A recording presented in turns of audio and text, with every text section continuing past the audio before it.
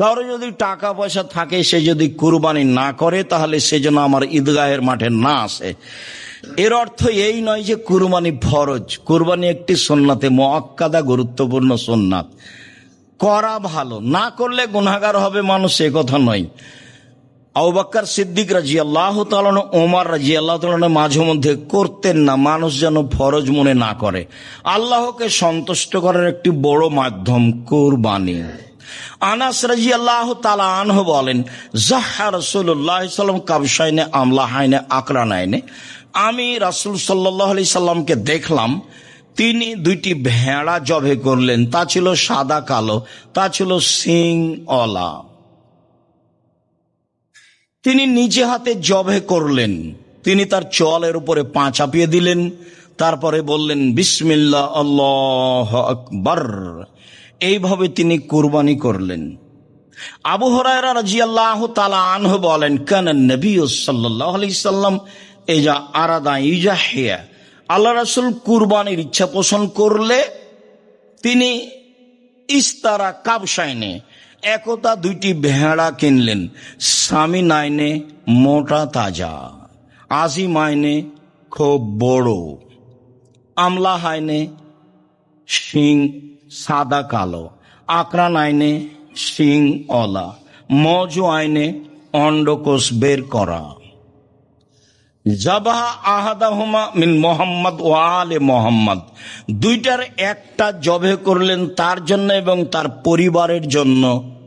ইবনু মাজাহ, হাদিস সহিহ। পরিবারের পক্ষ থেকে অন্তত একটি কুরবানি করতে হবে মর্মে যখন হাদিস পেশ করব কিছুক্ষণ পরে, তখন এই হাদিস আবারও আসবে। সম্মানিত দিনী ভাই বোন, কুরবানি। জাবের রাদিয়াল্লাহু তাআলা আনহু বলেন, লা তাসবাহ ইল্লা মুসিন্না, তোমরা দাঁত ছাড়া কুরবানি করো না। পশু কেনার সময় দাঁত দেখতে হবে জরুরি, দাঁতেছে কিনা, দাঁত আছে কিনা। সাধারণত ছাগল দাঁতে 1 বছরে, গরু দাঁতে 2 বছরে, উট দাঁতে 5 বছরে, আর মানুষ দাঁতে 7 বছরে। এটা সাধারণত একটা সময়। তবে 1 বছর হলেই ছাগল কুরবানি করতে হবে কথা তা নয়, দাঁত হতে হবে, এ কথাই ঠিক। জাবের রাদিয়াল্লাহু তাআলা আনহু বলেন, রাসূল সাল্লাল্লাহু আলাইহি সাল্লাম বলেছেন, আল বাকরাতুন সাবাতিন আল জাজুরান সাবাতিন, গরু 7 জনের পক্ষ থেকে, উট 7 জনের পক্ষ থেকে। আব্দুল্লাহ ইবনে আব্বাস রাদিয়াল্লাহু তাআলা আনহু বলেন, কুন্না মান নবী সাল্লাল্লাহু আলাইহি সাল্লাম ফি সাফারিন, আমরা একদা সফরে ছিলাম রাসূলের সাথে। ফাহাজার আল আজহা, কুরবানির সময় চলে আসলো। ইস্তারাকনা, আমরা অংশগ্রহণ করলাম। ফিল বাকারাতে সাবাতুন, গরুতে 7 জন, অফিল বাইরে আসারা, আর উটে 8 জন, 10 জন। সম্মানিত দিনী ভাই বোন, অত্র সহিহ হাদিসে বোঝা যায়, বুখারী মুসলিমের হাদিসে, যে ভাগে কুরবানি চলে। তো ভাগে কুরবানি চলে এর অর্থ কি এইটা যে 7 পরিবারের পক্ষ থেকে 7 জন আর 7 পরিবার এক নয়? 7 জন আর 7 পরিবার এক নয়। 7 জন আর 7 পরিবার এক নয়। 7টা পরিবারের পক্ষ থেকে একটা গরু কুরবানি করতে হবে, এমন হাদিস আমার এই লম্বা সময়ের তদন্তে বের করতে পারিনি। 97 সাল থেকে ফতোয়া তদন্ত করি, এ যাবৎ মাঠে আছি। এই লম্বা সময়ে আমার তদন্তে আমার সামনে বড় বড় বিদ্বানগণ বসে থাকেন। তাতে একটি গরুতে 7টি পরিবার অংশগ্রহণ করতে পারবে এমন হাদিস আমরা অবগত হতে পারিনি। সম্মানিত দিনী ভাই বোন, আর একটি কথা আপনাকে স্পষ্ট করতে চাই যে আহলে হাদিসের একজন শীর্ষস্থানীয় অনেক বড় মাওলানা ছিলেন। 1960 সালে তিনি মারা যান। মাওলানা আব্দুল্লাহ কাফি আল কুরাইশি রাহিমাহুল্লাহ, তিনি ফতোয়া মাসাইল বইয়ে বলছেন, একটি গরুতে 7টি পরিবার অংশগ্রহণ করতে পারবে এমন হাদিস আমি আব্দুল্লাহ কাফি আল কুরাইশি অবগত নই। ওই কথাটাই আমরা এই শতাব্দীতে জানাচ্ছি যে একটি গরুতে 7টি পরিবার অংশগ্রহণ করতে পারবে এমন হাদিস আমরা অবগত নই। ধমক দাপট ভিন্ন জিনিস, দলিল ভিন্ন জিনিস। 7 আর 7 পরিবার এক নয়। কত দাপটের মানুষ আছে, কে বলেছে ভাগে কুরবানি চলবে না? বলে একটা কিছু বলছে সমাজকে। আপনি কুরবানি আল্লাহর সন্তুষ্টির জন্য করেন, কুরবানি দেখে করেন, দেখে কিনেন, আল্লাহকে সন্তুষ্ট করার জন্য করেন। যেসব মাধ্যম দিয়ে আল্লাহকে বড় সন্তুষ্ট করা যায় তার একটি বড় মাধ্যম হচ্ছে কুরবানি। অতএব আপনি কুরবানি নিজে করুন, দেখুন, তারপর জবে করবেন একটু পরে। দেখুন, আলী রাদিয়াল্লাহু তাআলা আনহু বলেন, আমারানা রাসূলুল্লাহ সাল্লাল্লাহু আলাইহি ওয়াসাল্লাম নাস্তাসরিফ লাইনাল ওজনা। আল্লাহর নবী আমাদেরকে আদেশ করলেন আমরা চোখ দেখে নিব, কান দেখে নিব। পশু কেনার সময় চোখ ঠিক আছে কিনা, কান ঠিক আছে কিনা তা দেখতে হবে। বারা ইবনে আযিব রাদিয়াল্লাহু তাআলা আনহু বলেন, সুইলা রাসূলুল্লাহ সাল্লাল্লাহু আলাইহি ওয়াসাল্লাম জাহায়া। আল্লাহ রাসূলকে কুরবানি সম্পর্কে, সতর্কতা সম্পর্কে জিজ্ঞাসা করা হয়েছিল। তিনি বললেন চারটে জিনিস জরুরি। ওয়াশারা বিয়াদি, হাত দিয়ে ইশারা করে চারটার কথা বললেন। তাতে তিনি বললেন, জালহাল বাইয়িনো, ল্যাংড়া স্পষ্ট ল্যাংড়া হয় না যেন। অল আওয়ারল বাইয়িনো, আওয়ারোহা স্পষ্ট কানা হয় না যেন। অল মারিজতাল বাইয়িনো, মারজহা স্পষ্ট রোগা হয় না যেন। অল আজফাওলা তানকা, আর গায়ে গোস্ত নেই এমন হয় না যেন। এক, স্পষ্ট ল্যাংড়া হয় না যেন। দুই, স্পষ্ট কানা হয় না যেন। তিন, স্পষ্ট রোগা হয় না যেন। চার, গায়ে গোস্ত থাকে যেন। পাঁচ, কান ঠিক থাকে যেন। ছয়, আপনার চোখ ঠিক থাকে যেন। এগুলো দেখে কিনতে হবে। একাধিক সহিহ হাদিস যা প্রমাণ করে। কিনে নিয়ে আসার পরে নিখুঁত কিনে নিয়ে এসেছেন, তারপরে ত্রুটি ঘটেছে, সমস্যা নেই। কিনেই নিয়ে এসেছেন খুঁতপূর্ণ, আবার বিক্রি করতে হবে, আবার বিক্রি করে ভালো কিনতে হবে, মোটা তাজা কিনতে হবে, গায়ে গোস্ত আছে দেখে কিনতে হবে, দাঁত দেখে কিনতে হবে, চোখ দেখে কিনতে হবে, ভালো লেজ আছে, পা ঠিক আছে, সব ঠিকঠাক মোটা তাজা দেখে কিনতে হবে। আল্লাহকে সন্তুষ্ট করার জন্য কুরবানি করতে হবে। সম্মানিত দিনী ভাই বোন, বলছিলাম টাকা বেশি আছে রাজস্থান থেকে উট নিয়ে এসে কুরবানি করেন, টাকা কম আছে ষাঁড় কুরবানি করেন, তার চেয়ে টাকা কম আছে খাসি কুরবানি করেন, তার চেয়ে টাকা কম আছে ছাগি কুরবানি করেন, তার ভেড়া কুরবানি করেন। একটা ভাগে যত টাকা লেগেছে ওই ভাগ দিয়ে আজও বাজারে অন্তত 3টা ভেড়া পাওয়া যাবে। আপনার মাথায় সব সময় ভুল প্রতিক্রিয়া কাজ করছে, সেখানে করার কি আছে? আমি আমার আব্বাকে দেখেছি নিয়মিত ভাগে কুরবানি দেওয়া। ভাগে কুরবানি চলবে কি চলবে না এ বিবেচনা সমাজের লোক করতো কি না তা আমার জানা নেই। ভাগের কথা তো আছে, 7 জন আর 7 পরিবার এক নয়, পরিবারের পক্ষ থেকে কুরবানি হতে হবে একটা, এ কথাই ঠিক। সারা জীবন 2 ভাই ভিন্ন ভিন্ন খেলেন, বাপ বেঁচে আছে তাই 2 ভাইয়ের টাকা দিয়ে একটা গরু করে পার হয়ে গেলেন, এ আবার কোন কথা? যদি তাই হয় তাহলে 2 ভাইয়ের টাকা দিয়ে বাপের নামে একটা কুরবানি করেন, গরু কিনেন, আর আপনি একটা খাসি কিনেন, আপনার ভাই একটা কিনুক, 3টা হোক, গ্রামের লোক বেশি পায়। আল্লাহ রাসূল সাল্লাল্লাহু আলাইহি সাল্লাম 100টি গরু কুরবানি করেছিলেন, 63টি নিজ হাতে করেছিলেন, আর বাকি 37টি আলীকে বললেন, আলী এগুলো তুমি কুরবানি করো। আমার আহু, আলীকে আদেশ করলেন, আই একসেমা বদনাহু ও লহুমাহা ও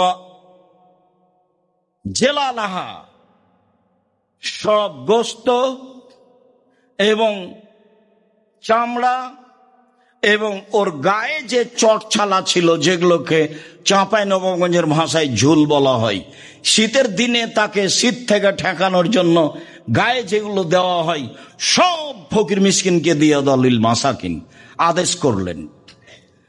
তো শুধু নিজে খাওয়ার লক্ষ্যে কুরবানি করবেন কেন? দেওয়ার লক্ষ্যে করবেন, যেহেতু বড় নেকি, বড় মাধ্যম আল্লাহকে সন্তুষ্ট করার। তো সংকীর্ণতায় যান কেন?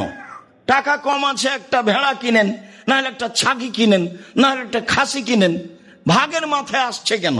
টাকা বেশি আছে 10টা 50টা গরু করেন না, এলাকার গরিব মানুষ খায় না কেন? সম্মানিত তিনি ভাই বোন, একটি পরিবারের পক্ষ থেকে একটি প্রাণী কুরবানি করতে হবে। 1, আয়েশা রাদিয়াল্লাহু তাআলা আনহা বলেন, নাহারা রাসূলুল্লাহ সাল্লাল্লাহু আলাইহি সাল্লাম ফি হাজ্জাতিল বিদায় মিন আলে মুহাম্মদ বাকারাতান ওয়াহিদাতান। রাসূল সাল্লাল্লাহু আলাইহি সাল্লাম বিদায় হজের বছর তার পরিবারের পক্ষ থেকে তিনি একটি গরু কুরবানি করেছিলেন, বাকারাতান ওয়াহিদা, একটি গরু। হাদিস বুখারী মুসলিম। আয়েশা রাদিয়াল্লাহু তাআলা আনহা বলেন, আমারা রাসূল সাল্লাল্লাহু আলাইহি ওয়াসাল্লাম আদেশ করলেন বেকাবসিন একটা ভেড়ার, আকরানা শিং ওয়ালা, এতাও ফি সাওয়াদিন ওয়া ইয়াবরুকু ফি সাওয়াদিন ইয়ানজুরু ফি সাওয়াদিন, কালোতে খায়, কালোতে হাঁটে, কালোতে শয়। কালোতে খায় মানে পাক, মুখ কালো, কালোতে শয় মানে পেট কালো, কালোতে হাঁটে মানে পা কালো। কালো প্রাণীর মধ্যে কি রহস্য আছে? তাতে বিদ্বানগণ মনে করেন যে কালো প্রাণীর গোস্তে স্বাদ বেশি আছে, হতে পারে। রহস্য রাসূল সাল্লাল্লাহু আলাইহি ওয়াসাল্লাম কিছু বলে যাননি। তবে রাসূল যখন ভেড়া কিনতে বললেন তখন বলেন, এই শোনো, দেখে কিনিও, কালোতে খায় এমনটা, কালোতে হাঁটে এমনটা, কালোতে দেখে এমনটা। হয়তোবা কালো প্রাণীর গায়ের গোস্তে স্বাদ থাকতে পারে, আল্লাহু আলাম। সঠিক তথ্য আমাদের জানা নেই। বিদ্বানগণ এইভাবে মনে করেন, যা আপনার সামনে পেশ করলাম। ফাউতিয়া বেহা, নিয়ে আসা হলো। আয়েশাকে বলেন, আয়েশা ইসহাজিহা বেহাজারিন, ছুরিটা ধারালো করে নিয়ে আসো। আমাদের দেশে পুরুষ মানুষ ছুরি ধারালো করে। আল্লাহর নবী আয়েশাকে বলছেন, আয়েশা ছুরিটা ধারালো করে নিয়ে আসো। স্ত্রীর নাম ধরে ডাকা ভালো। আর একটু আগে অবগত হলেন স্ত্রী স্বামীর নাম ধরে ডাকছেন, ইব্রাহিম কোথায় যাচ্ছেন, ইব্রাহিম কোথায় যাচ্ছেন, ইব্রাহিম কোথায় যাচ্ছেন। ইব্রাহিম আলাইহিস সালামের স্ত্রী তার স্বামীর নাম ধরে ডাকতে পারে, আপনার পারে না? আপনি আবার ইব্রাহিম আলাইহিস সালামের চেয়ে সম্মানী কখন হলেন যে আপনি বলছেন যে নাম ধরে ডাকা বেয়াদবি? নাম ধরে ডাকা বেয়াদবি, বলাই বেয়াদবি। নাম ধরেই ডাকতে হবে, এটাই ঠিক। স্বামী স্ত্রীর নাম ধরে ডাকলে বরং খুশি হয়। একটু আদেশ করবেন, খালি মুখখান ভারী করে গরম হয়ে থাকিন না। গরম হয়ে থাকলে অত অভিমান করলে পূরণ হবে না, তখন শেষা হয়ে তালাক। অত অভিমান করেন কেন? পানি ঢেলে দেয়নি সেই অভিমান, বিছনা ঠিক করে দেয়নি সেই অভিমান, এই করেনি সেই অভিমান, ওর শ্বশুর টাকা পয়সা দেয়নি সেই অভিমান। এত অভিমান বইয়ের উপরে করেন কেন? আদেশ করেন, খালেদা এদিকে শোনো, এক গ্লাস পানি নিয়ে আস, খুশি হয়ে যাও। নাম ধরে ডাকেন, অভিমান কম করেন। বরং ও মহিলা মানুষ আপনার উপরে অভিমান করতে পারে, যদিও অভিমান করলে ক্ষতি হয়। আমি বলেছি মহিলা মানুষ হিসাবে 3টা কাজ জরুরি। 1, অভিমান করবে না। 2, প্রতিবাদ করবে না। 3,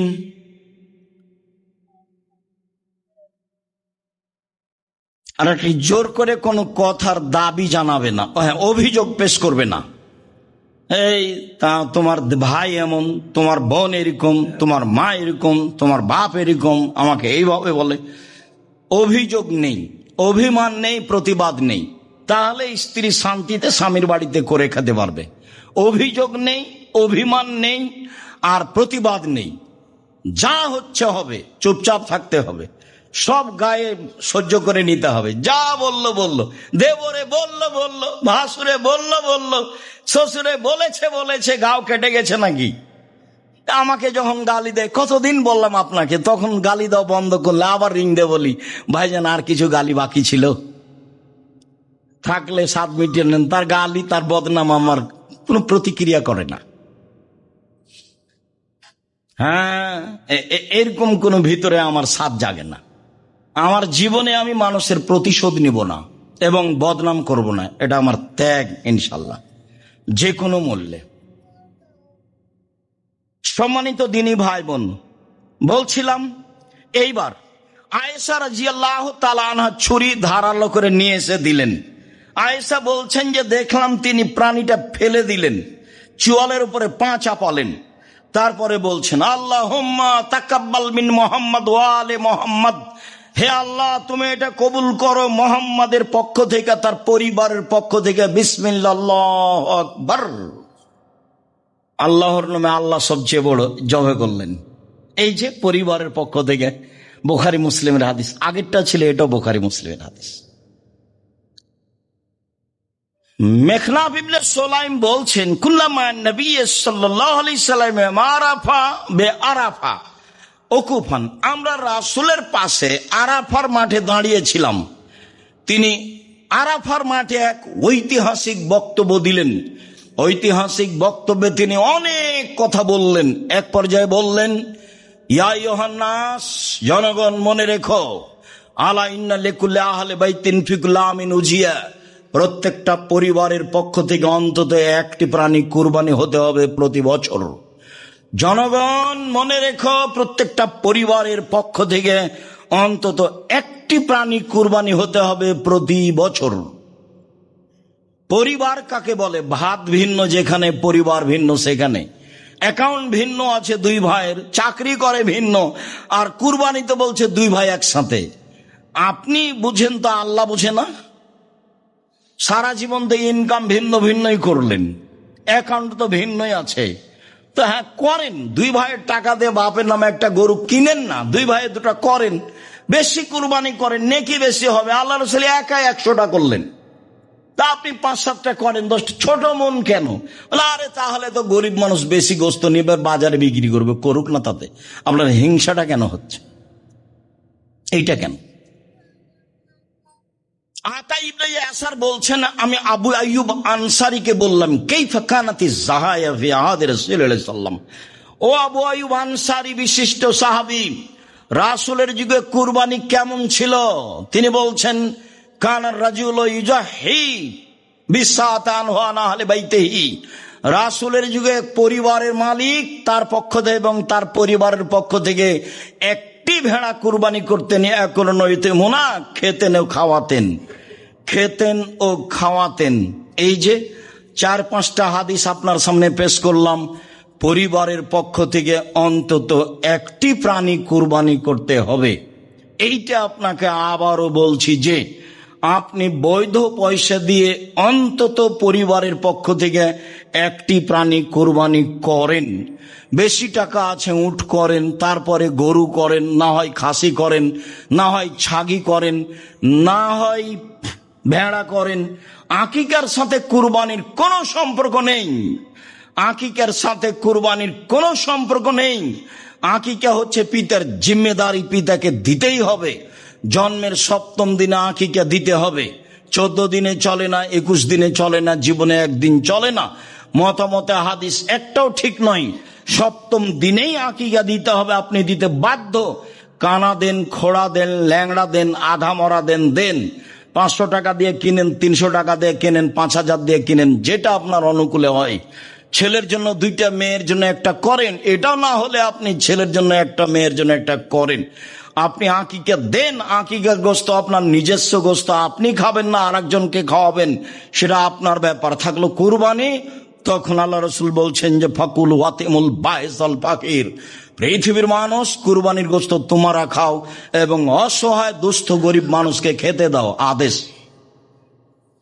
কুরবানি নেকির কাজ, আদেশ পালন করতে হবে, নিজে খেতে হবে এবং ফকির মিসকিন অসুস্থ মানুষকে, অসহায় মানুষকে খাওয়াতে হবে।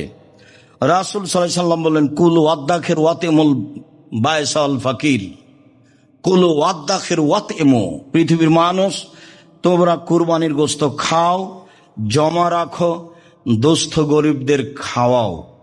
কুরবানির গোস্ত ফ্রিজে রেখে লম্বা সময় খেতে পারেন। অসহায় মানুষ পাশে ছিল, তাকে দিলেন না, তারপরে ফ্রিজে রেখে দিলেন, তাহলে কি হলো? ভুল হয়েছে, এটা কৃপণতা হয়েছে, ঠিক হয়নি। হ্যাঁ, নেওয়ার যদি না থাকে, কেউ জমা রাখেন, সেটা ভিন্ন কথা, তবে দেওয়ার চেষ্টা করবেন। আল্লাহ রাসূল আলীকে আদেশ করলেন, আলী, যে কয়েকটা গরু জবাই করা হলো তার 1 টুকরা নিয়ে রান্না করো, আর সব ফকির মিসকিনের মধ্যে বন্টন করে দাও। বেশি করে করেন, ফকির মিসকিনের মধ্যে বন্টন করে দিবেন। আব্দুর রাজ্জাক সাহেব ফকির নিয়ে যত বিক্রি করে, তাতে আপনার কি? বিক্রি করলো আপনার, হিন্দু যদি চাইতে আসে তবুও দিবেন। একটা কথা মনে রাখেন, বহুবার বলেছি, আবার আজকে বলছি, যখন কেউ চাইবে তখন দিয়ে দিয়ে হাতিতে চড়ে থাকলেও, যেটা আপনার অনুকূলে হয়। আপনি যখন নিজে দিতে যাবেন তখন সে যেন পরহেজগার মানুষ হয়। আতেমু তামাকুমা তোকা, তুমি পরহেজগার মানুষকে খেতে দাও। 10 টাকা দান করলে যেখানে শিরক নাই, বিদাত নাই, সেখানে দান করতে হবে। কাউকে খাওয়াতে চাইলে পরহেজগার মানুষকে খাওয়াতে হবে। এই হাদিসের সুবাদে মানুষ আলেম ওলামাকে দাওয়াত দিয়ে থাকে। মানুষের ধারণা যে আলেম ওলামা ভালো মানুষ, কথা ঠিকই আছে। কারণ আল্লাহ রসুল বলছেন আল ওলামা ওয়ারাসাতুল আম্বিয়া, আলেম ওলামা নবীগণের উত্তরাধিকারী। ভালোই তো কথা, কথা তো সুন্দর। এই হিসেবে আলেম ওলামাকে দাওয়াত দিতে হবে, এই কথাও ঠিক। আবার আল্লাহ রসুল বলছেন মৌলানা সাহেব দিয়ে জাহান্নাম উদ্বোধন হবে। তখন মৌলানা সাহেবকে দিয়ে যদি জাহান্নাম উদ্বোধন হয়, তাহলে তা আপনাকে বিবেচনা করতে হবে। মাছ দিয়ে ভাত খেলে কাঁটা ফেলে খান, বুদ্ধি তো আছেই। তো আলেম বলছে আসলেই তা আপনি একটু ভেবে দেখলেই হবে, একটু জিজ্ঞাসা করলেই হবে। থুথির জোর সেই বক্তা, আসলেই কি তাই? আলেম ওলামা মানুষ আছে, পরহেজগার মানুষ আজও আছে। বিবেচনা করে চিন্তা ভাবনা করে একটু দিনের কাজ করবেন। খুতবার শেষে চলে আসলাম, সম্মানিত দিনী ভাই বোন। খুতবার শেষে আপনাকে বলছি, জুলহিজ্জার 1 তারিখ থেকে 9 পর্যন্ত সিয়াম রাখার প্রাণপণে চেষ্টা করতে হবে। 11 মাসের যে কোনো দিনের ইবাদতের চেয়ে জুলহিজ্জার প্রথম দশকের ইবাদত আল্লাহর কাছে অনেক অনেক অনেক বেশি প্রিয়। হাদিস তো বুখারী মুসলিম। তো ইবাদত কি করবেন, কি হতে পারে? ইবাদতের কথা তো উনি খাস করেননি, খালি বলেছেন জুলহিজ্জার প্রথম দশকের ইবাদত আল্লাহর কাছে যত প্রিয়, আর কোন দিনের ইবাদত তত প্রিয় নয়। কি করবেন প্রথম দশকে? তাতে পরামর্শে বললাম একাধিক হাদিসের ভিত্তিতে কুরবানি করুন। তাহলে প্রথম দশকে পড়লো একটা গেল। কুরবানি যদি করেন তার একটা কথা মনে রাখবেন, মান রা হেলালা জিলহিজ্জা ওয়ারাদা ইউজাহিয়া ফালা ইয়াখুজ মিন শারি ওয়ালা মিন আজফারিহি। যে কুরবানি করার ইচ্ছে করছে, চন্দ্র দেখলো, সে যেন নখ না কাটে, চুল না কাটে, সে যেন নখ না কাটে, চুল না কাটে। ছেলে মেয়ে যারা আছে তাদের আদেশ আছে, আসেনি। তবে যেহেতু মালিক সবার পক্ষ থেকে কুরবানি দিচ্ছে, সবারই নখ চুল না কাটা ভালো। জুলহিজ্জার চন্দ্র উঠার আগেই প্রস্তুত থাকবেন। অত বেখেয়াল থাকলে হয়? চাকরির সময় ঠিক আছে, মানুষের কাছে যাওয়ার সময় ঠিক আছে, গন্ডগোল আড্ডা পিটার সময় ঠিক আছে, সবই ঠিক থাকে। আর জুলহিজ্জার 1 তারিখ কবে সেটা ঠিক থাকে না।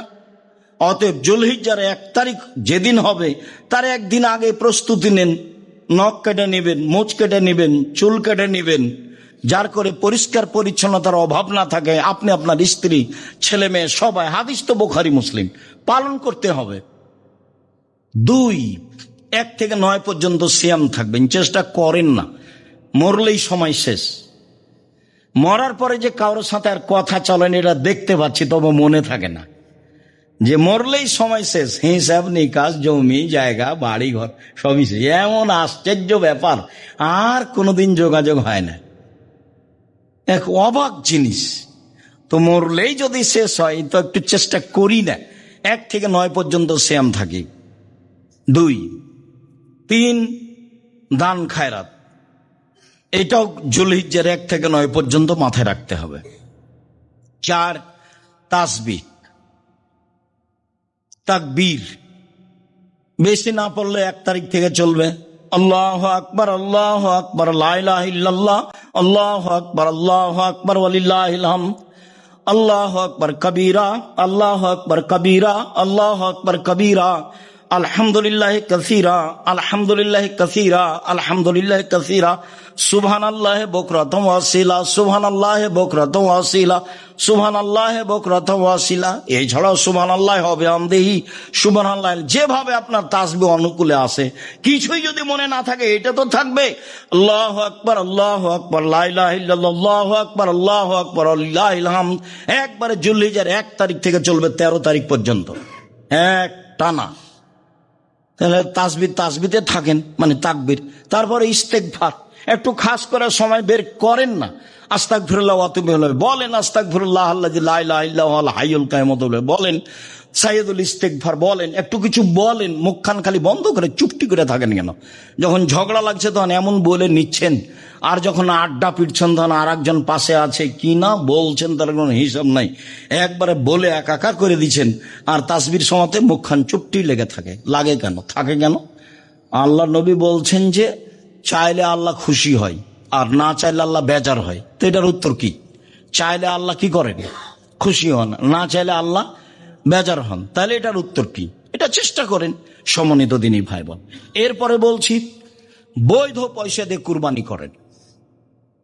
বৈধ পয়সা দিয়ে কুরবানি করেন। কুরবানি বেশি বেশি দেওয়ার চেষ্টা করিয়েন। ভাগে কুরবানিতে যেতে হবে না। ভাগে কুরবানি করে গোস্ত ওর বেশি হয়েছে, হাড়গুলো খালি এদিকে এসেছে, মাথা যে কোন দিকে গেল, কলিজা কে যে নিল, এসব কথা কেন? এখানে আপনি আসছেন কেন? যাতে আছে মান সম্মানের ব্যাপার, যাতে আছে ভুল ধারণা, যাতে আছে খারাপ ধারণা, সেখানে কেন? সম্মানিত দিনী ভাই বোন, নিখুঁত প্রাণী কুরবানি করুন। বাজারে গিয়ে একাধিকবার দেখবেন, যাকে পাঠাচ্ছেন তাকে বলে দিবেন ভালো করে লেজ দেখবা, ভালো চোখ দেখবা, ভালো কান দেখবা, ভালো পাঁটা দেখবা, ভালো খুর দেখবা, বেশ মোটা তাজা কিনা দেখবা। ছোট কিনেন, আপনার যেটা কুলাই সেটা করেন। কারো 10টা কুলাই 10টা করুক না, কারো 100টা কুলাই করুক। ও তো বুঝে না সেই জন্য করে না, করা দরকার। সে বুঝে না সেই জন্য করে না। ছেলে মেয়ে গোস্ত খাবে আশায় সে করে, ফ্রিজ ভর্তি গোস্ত রেখে দেয়। এর জন্য তো কুরবানি নয়। কুরবানি নিজে খাওয়া, দুস্থ গরিব খাওয়া। এই জন্য গোস্তকে 3 ভাগ করতে হবে। 3 ভাগ জরুরি নয়। দিবেন, খাবেন, জমা রাখবেন। দিবেন আপনার মতো, জমা রাখবেন আপনার মতো, খাবেন আপনার মতো। সব জায়গাতে বিবেক চলে, এখানে চলে না? সব জায়গায় তো ভালোই বিবেক চলে, এখানে চলে না কেন? সেভাবে দিবেন। চাঁপাই নবাবগঞ্জে আমাদের এলাকায় 3 ভাগ করে 1 ভাগ রেখে আসে আর 2 ভাগ নিয়ে আসে। তো 1 ভাগ আবার বিকালে মাথা পিছু ভাগ করে নেই। তো সেটা তো ভালো হয়নি, সেটা আমাকে ভালো লাগে না। যেটা দিয়ে এসেছে আর ভাগ নেওয়া হবে না, দিয়ে এসেছে দিয়ে এসে 3 ভাগ করা যাবে না এই কথা বলা যায় না, তবে 3 ভাগের হাদিস নেই। 3 ভাগ করতে হবে এই হাদিস নেই। হয়তো বা বিদ্বানগণ মনে করেছেন বুখারী মুসলিমের এই হাদিসের কারণে খাও, দাও, জমা রাখো। এই যে কুলু ওয়াতেমু ওয়াদ্দাখেরু, হাদিস তো বুখারী মুসলিম। তখন মানুষ বুঝেছে যে খেতে হবে, জমা করতে হবে, দিতে হবে। দিতে হবে বলতে চাঁপাই নবাবগঞ্জের লোক বুঝেছে যে এই গোস্ত মেয়ের শ্বশুর বাড়ি দিতে হবে, ছেলের শ্বশুর বাড়ি দিতে হবে, আত্মীয়তা বজায় রাখতে হবে। তো কুরবানির গোস্ত দিয়ে আত্মীয়তা বজায় রাখতে হবে, সেই কেন বুঝলো, আপনি কেন বুঝলেন? কুরবানির গোস্ত আত্মীয় তো ধনী মানুষ, সে এখানে পাঠাতে হবে কেন? অন্যদিন পাঠানো যায় না? মানে প্রথাই ভুল। চাঁপাই নবাবগঞ্জের বিবাহের শুরু থেকে না শেষ পর্যন্ত এমন একটা কাজ নাই যেটা জায়েজ, সবই হারাম। আমার জানা অনুপাতে একটা জায়েজ নয়। চট্টগ্রাম আরো দূরে আছে, বিবাহের নিয়ম কারণে তারা শিখেনি কোনোদিন। বাকিগুলোর খবর আমার জানা নেই। তবে উকিল বাপ হারাম, এটা আপনি মনে রাখবেন। হারাম, উকিল বাপ হারাম। উকিল বাপ আবার কিসের? বাপকে মেরে ফেলে উকিল বাপ করতে হবে। উকিল বাপ কেন এখানে? এক এক দেশে এক এক রকম, প্রথাই ভিন্ন। সম্মানিত দিনী ভাই বোন, কুরবানির গোস্ত দিয়ে আত্মীয়তা বজায় রাখতে হবে এই প্রথা ঠিক নয়। দেওয়া না যায় যে কথা আমি বলছি না, কিন্তু প্রথা না যায় যে কথা বলছি। আত্মীয় স্বজনকে দিতে হবে এরকম কথা আল্লাহ রাসূল বলেননি। নিজে খাও, জমা রাখো, দুস্থ গরিবকে দাও। তা আত্মীয় স্বজন কোথায় আসলো? তা আমরা বুঝেছি 1 ভাগ খাও, 1 ভাগ ফকির মিসকিনকে দাও, আর 1 ভাগ আত্মীয় স্বজনকে দাও, তাই 3 ভাগ। কুরবানির গোস্ত আত্মীয় স্বজনকে ওই তো 3-4টা দিয়েছে। অন্য কিছু দিয়ে হাদিয়া দিয়ে সম্মান বজায় রাখার চেষ্টা করেন। ব্যবহার দিতে হবে, আমাটা দিতে হবে, জামাইকে খাটখাটলা চৌকি বাক্স আলমারি বড় সাজিয়ে দিতে হবে। জামাই কি ফকিরের ছেলে নাকি ভিক্ষা করে খাই? এই ছেলে, তোমার বাপ ভিক্ষা করে খাই? হ্যাঁ, তুমি শ্বশুরের কাছে নিয়েছো কোনো কিছু, আগামীকাল সন্ধ্যা হতে যা কিছু নিয়েছে সব ফেরত দিবা। মোটর সাইকেল তোমার শ্বশুর তোমাকে দিয়েছে কেন? আমার শ্বশুর সাত করে দিয়েছে। তোমার শ্বশুর ফকিরকে একটু সাত করে দিতে পারে না সাইকেলটা? হ্যাঁ, তোমার ভিতরে এত দুর্বল গতি কেন? একটু আব্দুল্লাহর শ্বশুর দেখতো কিছু দেখি, আব্দুর রহমানের শ্বশুর কিছু দেখতো দেখি, সাহসই রাখে না, বলাই সাহস করতে পারেন, দেওয়া তো বহু দূরের কথা, কথাই তুলতে পারবে না, কথাই হিসাব করতে পারবে না, ভাবাই কঠিন আছে। সম্মানিত দিনী ভাই বোন,